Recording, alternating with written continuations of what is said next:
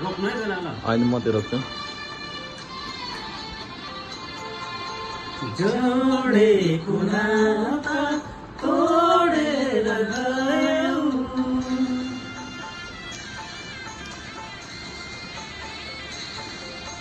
जोडेको नाता तोडेर गयौ